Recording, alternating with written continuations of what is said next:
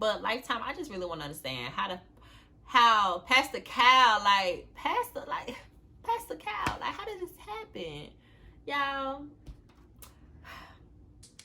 So what's up, y'all? Thank you for clicking on this video. My name is Shiny B, and I usually do not do reviews on YouTube, but y'all, this about to be a whole thing on my channel.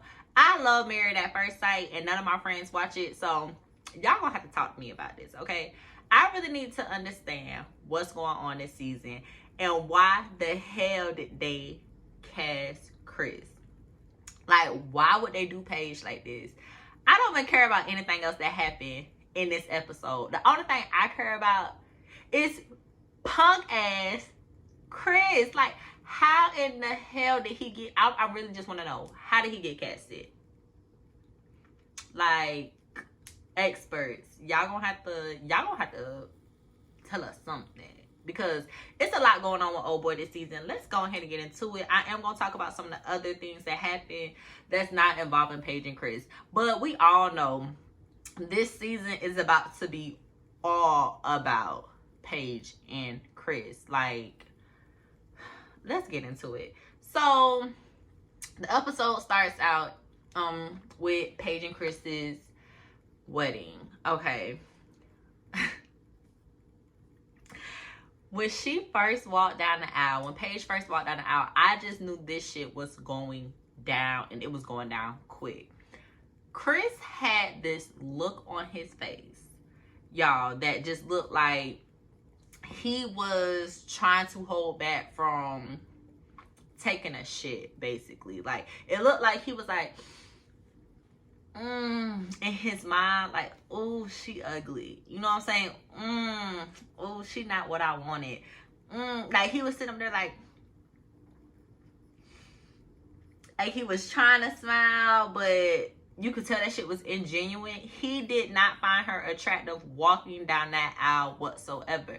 And it's really funny because later in the episode, he ends up saying, oh, but when I helped her and I picked up the back of that dress, and I helped her pick up that train, I was like, damn, when I seen that ass. Of course, because that ass and that face is two different things, but we ain't about to get into all that. Okay. So he discovers, you know, she got that body or whatever. And that's the only thing that this man likes about her. We just gonna breathe for a second on that. So I just want to make sure that I spoke about all the fuckery Chris and his daddy, because Daddy Chris is a whole hot ass mess in this situation too.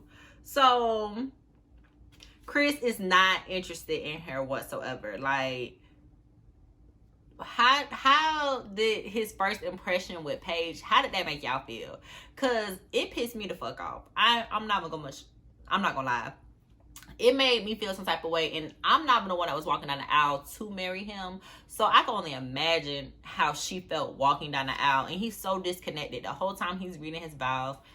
He's like looking down, and he's just reading it, and he reading it like, oh, this the coldest shit ever wrote. You know what I'm saying? Like, he reading it like, yeah, I know I'm about to look good on TV. Yeah, I'm the youngest CEO of a Subway in Atlanta, and I need to figure out which Subway is his, okay? I don't eat Subway, but we need to boycott that shit, because Chris,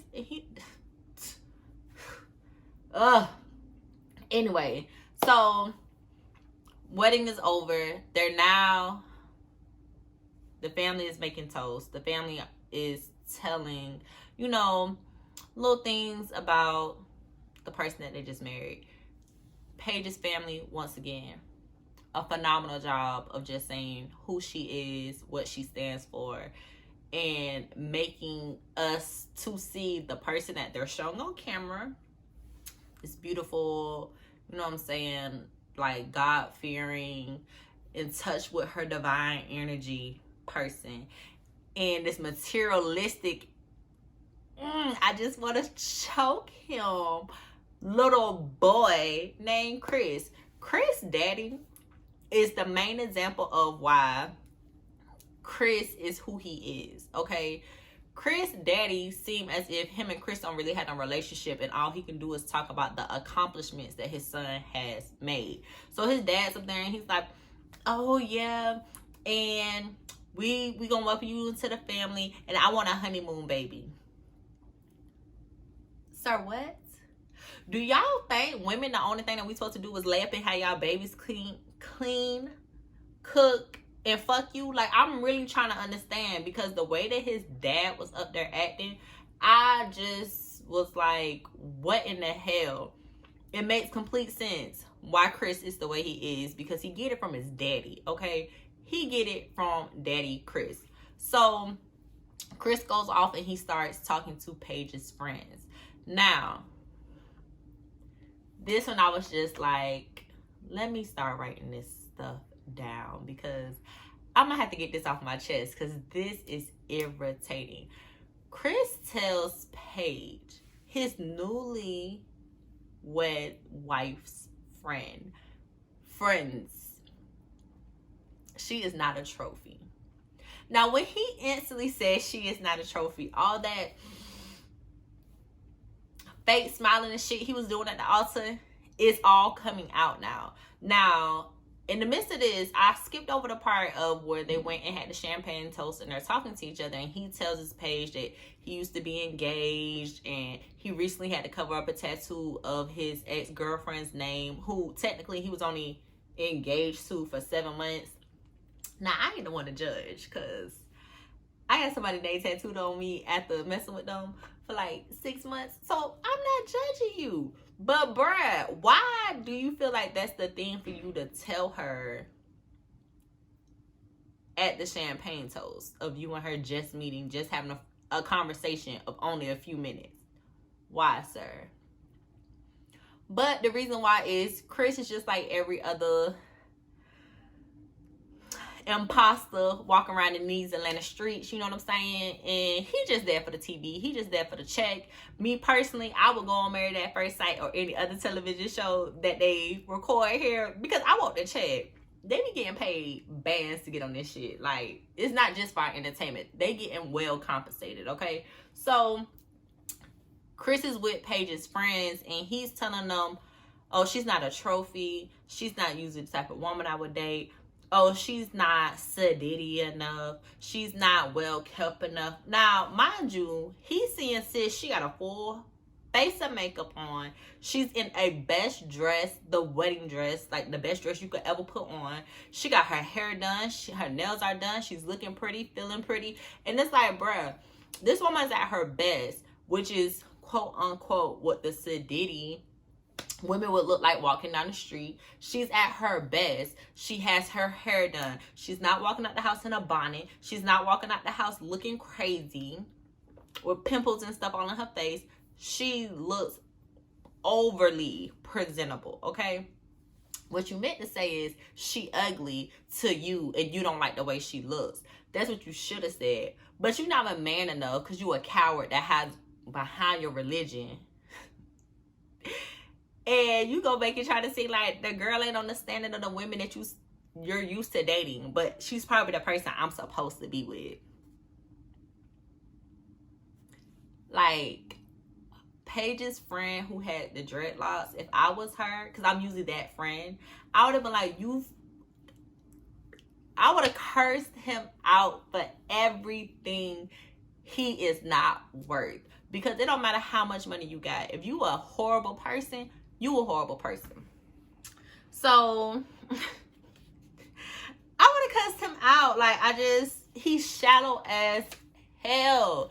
His daddy is shallow as hell. The mama, when Paige went to Chris' mom and was asking for advice, the mama is like, yeah, you know, take your time on having kids, get to know each other, and take your time. Like, take your time. Because the mama is probably like, I wish I would have been able to get the fuck away from Chris' daddy, but I got stuck here with all these goddamn kids and his foolishness. And now that I'm this old, I wish I would have did better. My child's grandmother told me something when I first met her. And she was like, honey, this boy, talking about her own son, this boy is not ready for what he is asking you to sign up for. Like, she said it to me so real and so uncut. Did I listen to her? Hell no. Because I was young, dumb, and stupid, and I thought I knew everything. But Paige better hear his mama. Because Chris goes on to ask her, are you a virgin? AKA, can we fuck? Are you on conversation? Conversation. Are you... Is you on birth control? AKA, can I shoot the club up and fuck you raw? Like, how often do you like to have sex? Baby, I want to fuck every day that I come home from work. Like, you see how these questions translate? Because he's trying to ask them in such a sophisticated way. But when you a woman, like, you already know what those mean. Why within the first 10 minutes, now Married at First Sight has had a virgin on there before. Cool. But why within, like, the first hours of us meeting each other that we even talking about that, you trying to fuck me, but you don't think I'm pretty. You haven't complimented me or told me I was beautiful or anything. And your daddy already going for my ovaries talking about that I need to give him some goddamn grandbabies. I need a breather. We gonna take a second and talk about Jacob and Holly, okay? Because they so boring. I understood.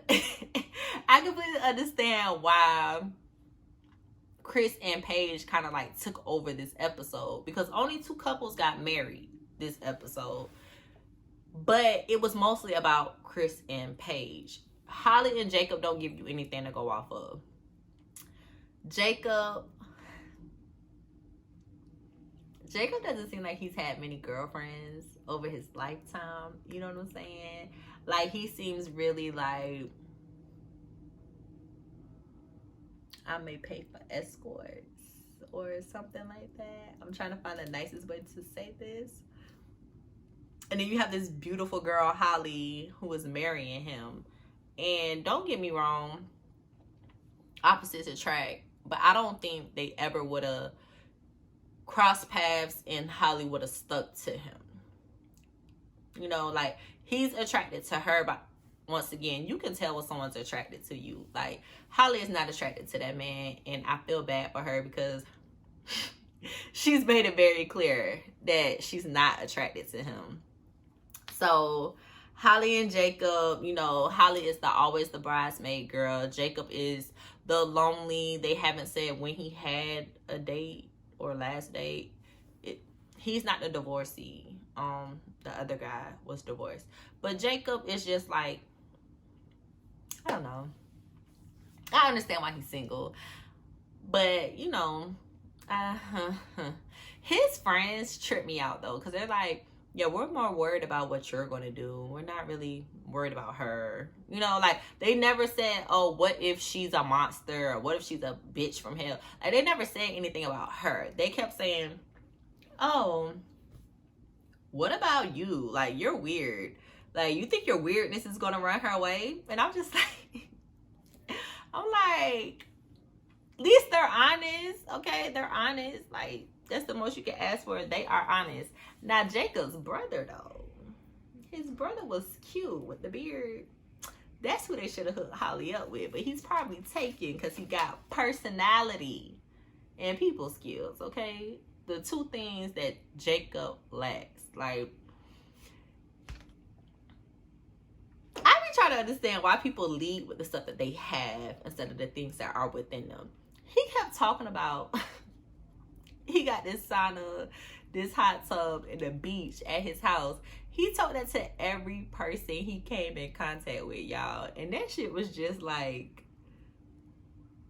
really? Like, really? Every single person you came in contact with, you had to tell them that you got a hot tub, a sauna, and a beach in your backyard? Like, what about you, sir? What about you? What do you like to do? What you like to do? What's about you? So we can get past this little boring couple real quick. Nothing really happened with them. They had the worst first dance I've ever seen since watching this show. It was so awkward, so horrible, because it's like neither one of them could dance. I really had to like write notes on them because they were boring. Jacob ended up losing his, I did think that was really cute. Jacob ended up losing his place when he was reading his vows, like, because he kept looking up at Holly. And I was like, oh, did he lose his place because she's like stunning to him and he kind of was like lost for words? Or did he lose his place because he's just that awkward? I don't know, you know. Put down in the comments what y'all think. Like, why y'all think he lost his place when he was reading his vows. So, another thing that was kind of weird about Jacob was he was hoping that Holly was going to be a big nose female. Now, I know some men be asking for some crazy things. You know, they want like a girl with big titties or a girl with a big butt. But this man said he wanted a big nose female.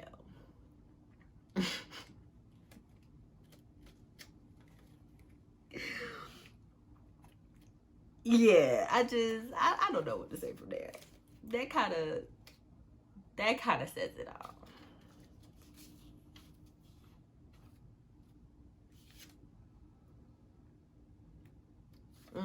The rest of the stuff that I wrote was about Holly not being attracted to him. She ended up getting undressed and like came into the bed and was like, yeah, make sure I have all these clothes on. I'm gonna get in the bed and do not touch me. That was her whole like demeanor. Like, don't touch me. I don't want you touching me. I'm not about to be fucked up with you for real. Can these 8 weeks be over so I can get a divorce and get the hell on? That's how she acting. And he just wanted to like hug up on her, kiss up on her. It's nothing worse than like having to be entangled with somebody that you aren't attracted to. So I feel bad for our girl Holly. We're gonna pray for her and we're gonna ask for Lifetime to do better that season. Because this season, the ship has already sailed. This is about to be probably one of the most highly rated seasons that Married at First Sight has ever had. Because we back on to the fuckboy of the year, Chris, okay? And I just feel so bad for Paige. Like, I feel so bad for her. So, before I get back on those two, they do talk about the rest of the couples. Brianna and... can't think of his name right now. But Brianna, they are such a beautiful couple. You know, he went to her dad and he was telling him how he was going to make sure and take care of his daughter. I thought that was a really, really, really sweet thing. Like, I'm a daddy's girl. So, if my daddy don't like you, it's a problem, okay? And I thought it was really sweet of him to, like, go to her dad, say that, you know, he didn't have anything to worry about. I'm going to take care of her for you. And also, it was kind of weird because I have, like, this weird sense about him. Like, he's not this soft, caring character they're trying to make him out to be. I really hope I'm wrong about that, but I just really feel like he putting on for the TV too. So, Ryan and Clara, when everybody started talking about sex, Ryan and Clara, Ryan's response was so cute because Clara's bridesmaids came over and was like, yeah, so you guys gonna have sex tonight? And he's like, and like the bridesmaids are steady asking him, and he's like, oh no, we're just gonna keep that between us. Like, that ain't none of your business. Mind your business. That's what he wanted to tell them, but he couldn't. So I thought it was really, really, really cute. And other than that, that was the only two other couples worth mentioning. Like, these 5 couple seasons that they have now gone to, I feel like they've gone to that because some of the couples just be so boring. They needed better ratings for TV, which is why they started doing 5 instead of, at first it was doing like 3.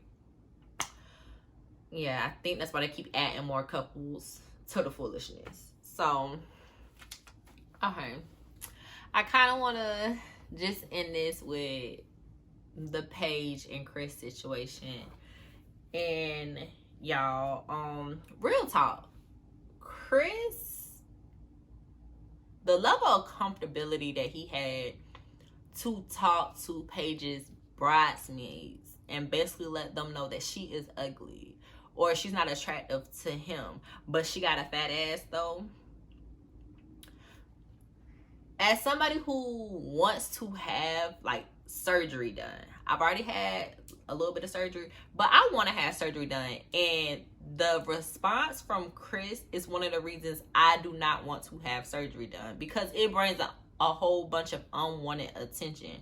Yes, physically, from the neck down, Chris is attracted to Paige. On paper, Chris is attracted to Paige. But one thing her surgery could not fix was this, okay? And if someone is not attracted to your face, it don't matter how much work you have gotten done, because they're gonna be acting like Chris. They're gonna be acting like everything else doesn't matter because they can't get past this, okay? So I feel so sorry for her, and I'm just like, damn, I wonder if her bridesmaids are going to tell what Chris said to them. Like, I really, really wonder, but it ain't no point, because we all know, if you watched it to the end, Chris has a baby on the way. Everybody out here talking about babies, but Chris got a baby on the way, and we all seen from the upcoming episodes that it's about to be some hell to pay about this baby, this situation. This is the most rowdiness that we've ever seen on like Married at First Sight between the couples, for real, because they was in there looking like they gonna have to square up, you know what I'm saying?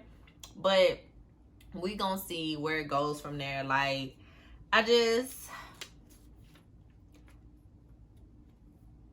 feel so sad for Paige. Like, all jokes aside, I really feel bad for her, because, bruh, that sucks. She does not seem like a malicious person. She doesn't seem like she's just on the show for TV. She really seems like she went on the show to get matched up with all good intentions on hoping to find a husband, like the other people from other seasons have done. And y'all, that's not part of her ministry. That's not gonna be her story. And she better not stay with Chris bitch ass just because they married. She better not be one of the people that be like, I don't believe in divorce. Well, baby, you believed in this foolery called matrimony on Married at First Sight, because that ain't real marriage unless you make it a real marriage. And just because y'all legally sign some paper together don't mean that y'all gonna like actually make it. And I just feel so bad for the homegirl Paige. Like, Lifetime, like, what y'all doing, bro? Like, why would y'all do her like that? But it is what it is. I can't wait to see next week's episode. I know this is the 3rd episode and it's my first review on it, but you guys, I'm going to be making more reviews about the show. How many years have you been watching Married at First Sight to realize that this show is changing? Even last season, like, I know the pandemic is going on right now, and so they had to do a lot of like phone screening, but I really want to understand, how in the hell was Chris casted on this show? He's such a fucking narcissist. He comes off as a douchebag. He keeps telling the story about how he was homeless and now he's like wealthy and making 6 figures and all this other stuff. And honestly, what the hell they got to do with anything? Like, what do they have to do with anything, to the point that we keep hearing the same story and you're telling it the same way every time? Like, is he trying to be a public speaker? Is he trying to be a motivational speaker? Is he working on practicing this story so he can tell it to, I don't know. But Lifetime, I just really want to understand how Pastor Cal, like, Pastor Cal, like, how did this happen? Y'all, go ahead, like this video so it can get out to more people. Y'all leave y'all comments down below. Let me know how y'all feel about Chris, because he has broken the internet right now. Like, Chris got the internet going crazy. I'm gonna see y'all in my next episode and talk to you guys soon. Bye.